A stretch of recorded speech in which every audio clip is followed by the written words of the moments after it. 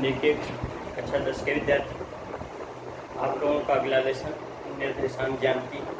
निर्देशांक ज्यामिति में देखते हैं आपका सबसे पहले करते तो समझ लीजिए। इसमें देखिए आपका देखिए एक्स अक्ष और वाई अक्ष होता है।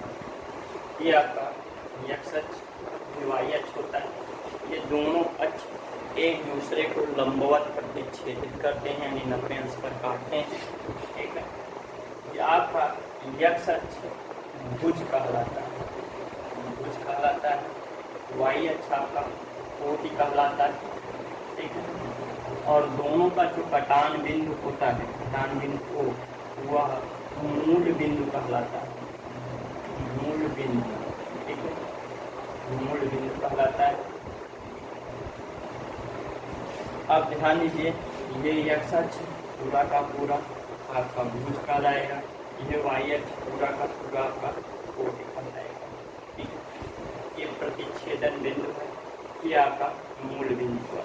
कोई भी दूरी अगर नापनी हुई तो यहीं से हम नापते हैं। ठीक है, यहीं से दाहिने तरफ चलेंगे या बाएं तरफ चल के कोई भी दूरी नापेंगे, या यहाँ से ऊपर की तरफ या नीचे की तरफ चलकर कोई भी दूरी नापेंगे। ध्यान दीजिए, ये जो एक्स अक्ष है आपका, इस मूल बिंदु के दाएं तरफ आपका धनात्मक भाग होता है, पॉजिटिव होता है, और ये बाएं तरफ आपका निगेटिव होता है।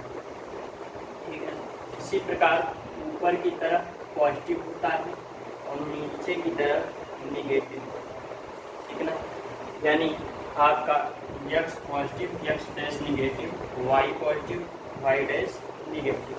ठीक, यानी इस मूल बिंदु से नीचे की तरफ आएंगे तो निगेटिव जो है उनको प्राप्त होगा। ठीक है, ऊपर की तरफ पॉजिटिव प्राप्त होगा। अब देखिए, अब यहाँ पर ये एक दूसरे को समकोण पर काटने के फलस्वरूप यहाँ पर 4 भाग यानी 4 तल आपको प्राप्त होते हैं। ये सभी चतुर्थांश कहलाते हैं। ये आपका प्रथम चतुर्थांश होगा, प्रथम चतुर्थांश होगा, और ये आपका द्वितीय चतुर्थांश होगा, और यह आपका तृतीय चतुर्थांश होगा, तृतीय चतुर्थांश। ठीक है, इसके बाद आपका ये चतुर्थ चतुर्थांश होगा, चतुर्थ चतुर्थांश होगा। ठीक है, ये सभी चतुर्थांश कहलाते हैं। अब देखिए, इसमें बात आती है कि इनका प्रत्येक चतुर्थांश का चिन्ह क्या होगा, क्योंकि चिन्हों के ही माध्यम से हम बिंदुओं को स्थापित करते हैं या बिंदुओं को देखकर बता सकते हैं कि यह किस चतुर्थांश में आएगा। तो चिन्हों को स्थापित करने के लिए या बिंदुओं को स्थापित करने के लिए सबसे पहले आप ये ध्यान रखें कि कोई भी दूरी सबसे पहले भुज पर नापी जाती है, तत्पश्चात कोटि पर नापी जाती है। तो सबसे पहले भुज पर चलेंगे, तो प्रथम चतुर्थांश को लेते हैं तो सबसे पहले भुज पर चलेंगे। भुज का प्रथम चतुर्थांश में ये धनात्मक भाग है और कोटि का आपका धनात्मक भाग है। ठीक है ना, तो प्रथम चतुर्थांश में कौन सा चिन्ह पाया जाएगा? आपका प्लस प्लस पाया जाएगा। द्वितीय चतुर्थांश में देखें, सबसे पहले भुज पर चलेंगे तो निगेटिव वैल्यू हमको मिलेगी। ठीक है, उसके बाद कोट पर चलेंगे तो हमको पॉजिटिव वैल्यू मिलेगी। तो ये क्या हुआ? माइनस और प्लस हुआ। उसके बाद देखिए, भुज पर चलेंगे तो निगेटिव, फिर कोट पर चलेंगे तो निगेटिव। तो इसमें क्या हुआ? माइनस माइनस प्राप्त हुआ। फिर आप भुज पर चलेंगे तो पॉजिटिव और कोट पर चलेंगे, ठीक है, तो निगेटिव। चौथे चतुर्थांश में कौन सा हुआ? ठीक है, आपका प्लस हुआ और माइनस हुआ। ठीक है, एक चीज़ का ध्यान रखिए, कोई भी बिंदु का अगर निर्देशांक रखना हुआ, कोई भी बिंदु के निर्देशांक अगर आपको देना है तो सबसे पहले भुज, ठीक है, फिर कोटि को लिखा जाता है। सबसे पहले भुज फिर कोट को लिखा जाता है। ठीक है ना, यानी कोई भी निर्देशांक भुज और कोट से मिलकर बनेगा। सबसे पहले जो अंक होगा वो भुज को दिखाएगा और दूसरा आपको कोटि का दिखाएगा। ठीक है, तो इस प्रकार से बिंदु निर्मित होगा, बिंदु का निर्देशांक लिया जा सकता है। उसके बाद ध्यान दीजिए कि ये एक्स अक्ष और वाई अक्ष एक दूसरे को लंबवत काटते हैं। एक्स अक्ष पर कोई भी बिंदु लिया जाए, ठीक है, एक्स अक्ष पर हमेशा वाई 0 होता है और वाई अक्ष पर हमेशा एक्स 0 होता है। इस बात का ध्यान रखिएगा, बहुत ही इम्पोर्टेंट ये बात है। ठीक है, कि एक्स अक्ष पर वाई 0 होता है, ठीक है, एक्स अक्ष पर, और वाई अक्ष पर, ठीक है, अक्ष पर आपका एक्स 0 होता है। ठीक है, ये दोनों रूल आपको हमेशा काम में आएंगे। चलिए आगे देखते हैं।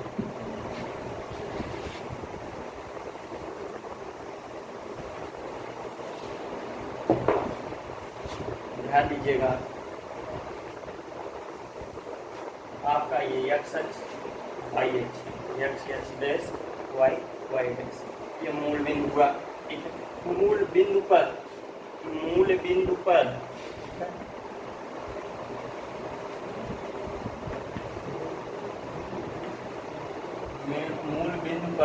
आप x और y दोनों 0 होते हैं। ठीक है ना, यानी भुज और कोटि दोनों 0 होगा। ठीक है ना, भुज और कोटि दोनों 0 होगा।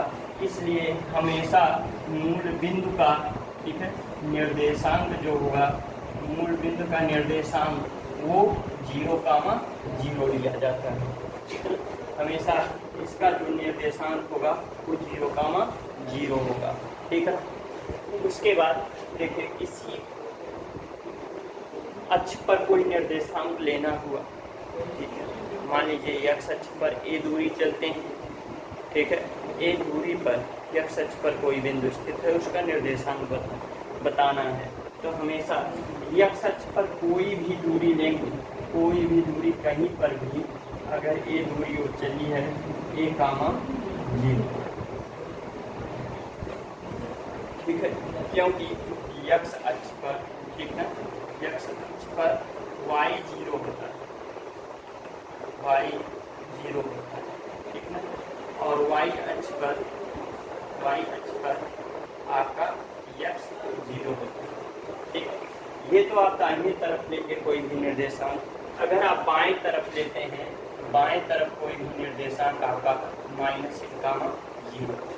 ठीक है, y अक्ष पर अगर कोई बिंदु आप ले रहे हैं, ठीक है, y अक्ष पर 0, b होगा। ठीक है, या नीचे की तरफ 0, -0। क्यों? क्योंकि y अक्ष पर x 0 होता है और b y अक्ष पर चली गई दूरी को दर्शाएगा। ठीक है, इसी प्रकार आपका x अक्ष पर y 0 होता है और -a ये ऋणात्मक भाग पर चली गई दूरी को दर्शाएगा। ठीक है ना, अब चलिए देखते हैं। ये तो अक्षों पर बिंदुओं का स्थापना हो गया। ठीक है ना, अक्षों पर बिंदुओं को निर्देशित किया गया। अब देखते हैं कोई भी बिंदु आपका किस चतुर्थांश में पाया जाएगा, उसका निर्धारण कैसे करेंगे। मान लीजिए आपसे पूछ लिया, ठीक है, a, b, ठीक है, ये किस चतुर्थांश में पाया जाएगा। तो हमेशा ध्यान रखिएगा, दोनों का चिन्ह पॉजिटिव है, दोनों का चिन्ह पॉजिटिव है, तो इसलिए दोनों पॉजिटिव पहले चतुर्थांश में पाए जाते हैं। तो ये किस चतुर्थांश में पाया जाएगा, पहले चतुर्थांश में पाया जाएगा। अगर आपका -a, b हो गया या -a, -b हो गया, तो ध्यान दीजिए दोनों निगेटिव है। ठीक है, आपका भुज भी निगेटिव है, कोटि भी निगेटिव है, तो ये किस में पाया जाएगा, ये तृतीय चतुर्थांश में पाया जाएगा। ठीक है, क्योंकि तृतीय चतुर्थांश में दोनों निगेटिव होते थे। ठीक है, ये तृतीय चतुर्थांश की बातें हो गई। अगर आपका -a, b दिया गया है, यानी आपका भुज निगेटिव है, कोटि पॉजिटिव है, तो भुज निगेटिव और कोटि पॉजिटिव आपका द्वितीय चतुर्थांश में पाया जाता है। ठीक है, ये द्वितीय चतुर्थांश में होगा। ठीक है। अगर ए कामा माइनस बी हो गया, ठीक है, ए कामा माइनस बी किस चतुर्थांश में होगा, ए कामा माइनस बी आपका, ठीक है, ए कामा माइनस बी आपका चौथे चतुर्थांश में होगा, ठीक है। ए कामा माइनस बी आपके चौथे चतुर्थांश में होगा, क्योंकि चौथे चतुर्थांश में आपका भुज पॉजिटिव और कोण निगेटिव होती है। तो इस प्रकार से कोई भी बिंदु आप देखकर ये बता सकते हैं कि वो किस चतुर्थांश में पाया जाएगा। आपसे पूछ लिया जाए 2 कामा माइनस 3, 2 कामा माइनस 3 ये किस चतुर्थांश में होगा, तो ध्यान दीजिए पहला पॉजिटिव है, दूसरा निगेटिव, प्लस माइनस किस में पाया जाता है, द्वितीय में, ठीक है। आपसे पूछ लिया -2 -3 किस चतुर्थांश में पाया जाएगा, तो ये तृतीय में पाया जाएगा। तृतीय में दोनों निगेटिव होते हैं। 2 कामा -4 पूछ लिया किस चतुर्थांश में होगा, तो ये चतुर्थांश में होगा, क्योंकि चतुर्थांश में पहले पॉजिटिव फिर निगेटिव होता है, ठीक है ना। या फिर 2 कामा -3 भी चतुर्थांश में पाया जाएगा। आपका -3 कामा 2 हो गया, ये किस में पाया जाएगा, ये द्वितीय चतुर्थांश में पाया जाएगा। पहले माइनस है फिर पॉजिटिव है, तो द्वितीय चतुर्थांश में पाया जाएगा। इस प्रकार से आप किसी भी बिंदुओं का निर्धारण कर सकते हैं कि वह किस चतुर्थांश में होगा, ठीक है।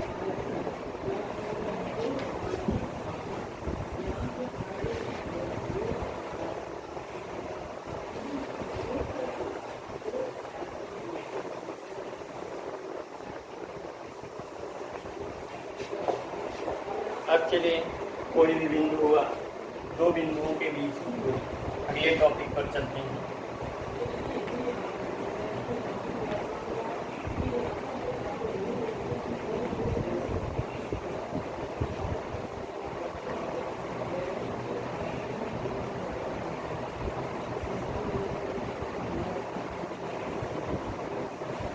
दो बिंदुओं के बीच की दूरी, आपके पास 2 बिंदु दिए हैं, x1 y, ठीक है, बिंदु ये हो गया और दूसरा x2 कामा y, या बिंदु b हो गया, ठीक है। दोनों के बीच की दूरी निकालनी है। मान लीजिए दोनों के बीच की दूरी आप d दी हुई है, ठीक है, d दी हुई है, ठीक। तो d बराबर कितना हो जाएगा, √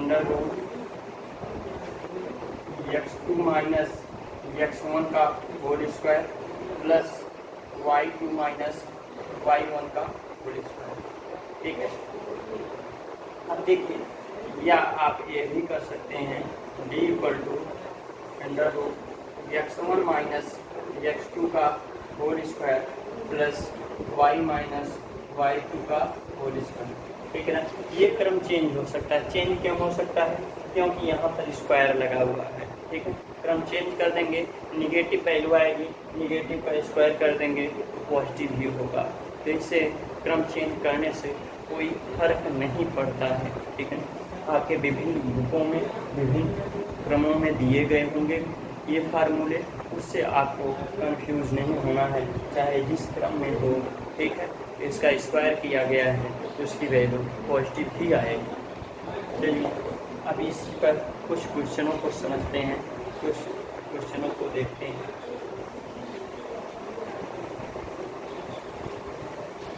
देखिए आपका एक क्वेश्चन दिया गया है कि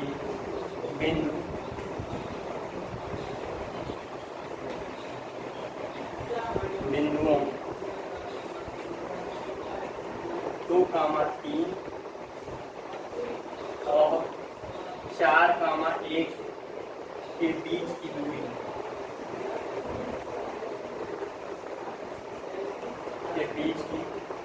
ज्ञात कीजिए।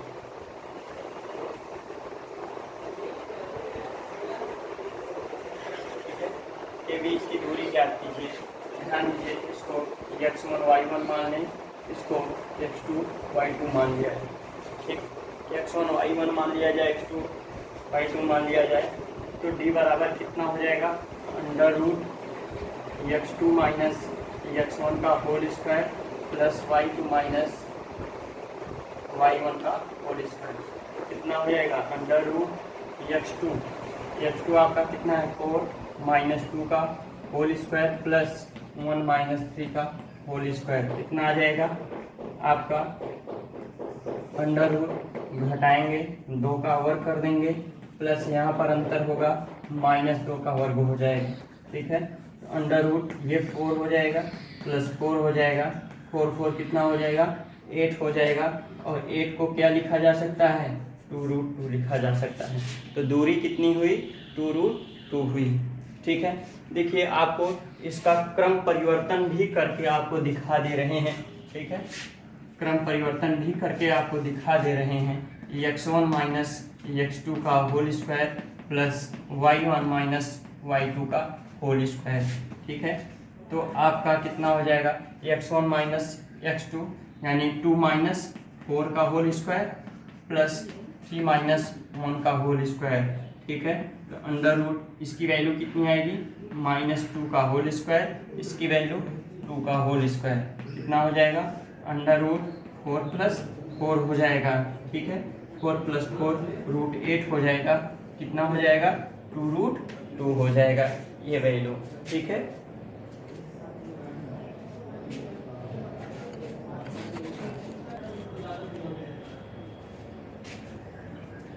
चलिए एक क्वेश्चन और समझते हैं।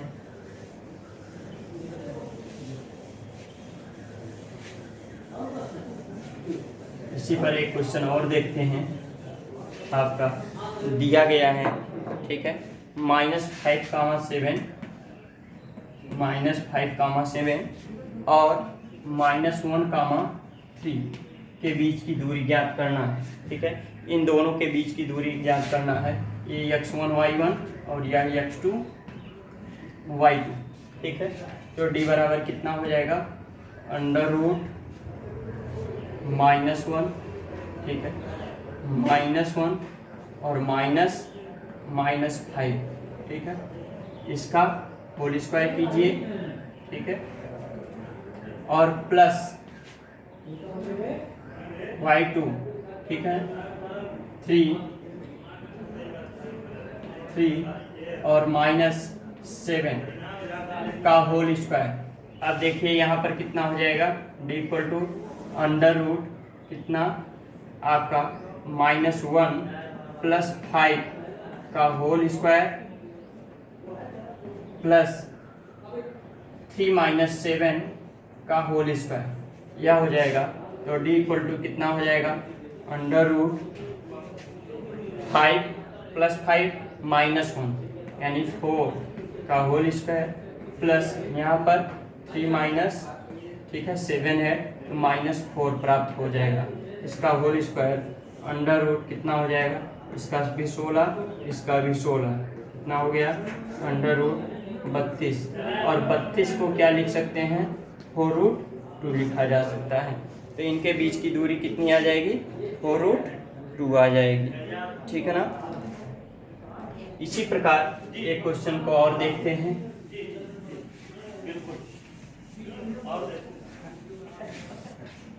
एक क्वेश्चन और देखते हैं। आपका दिया है बिंदुओं a, b और -a, -b के बीच की दूरी ज्ञात कीजिए। तो d इक्वल टू आपका कितना हो जाएगा अंडर रूट, ठीक है, -a का होल स्क्वायर, ठीक है, प्लस -b का होल स्क्वायर। ठीक, कितना आ जाएगा अंडर रूट -a तो कितना हो जाएगा -2a हो जाएगा का होल स्क्वायर प्लस -2b का होल स्क्वायर हो जाएगा। कितना आ गया माइनस इसका 4a स्क्वायर हो गया और इसका कितना हो गया 4b स्क्वायर हो गया। 4 आप कॉमन करा सकते हैं, 4 कॉमन हो जाएगा तो a square plus b square बचा, तो 4 का वर्गमूल आ जाएगा, कितना हो जाएगा 2 under root a square plus b square. ठीक है, इनके बीच की दूरी आपको प्राप्त हो गई। ठीक है, बस आज के क्लास में बस इतना ही। धन्यवाद।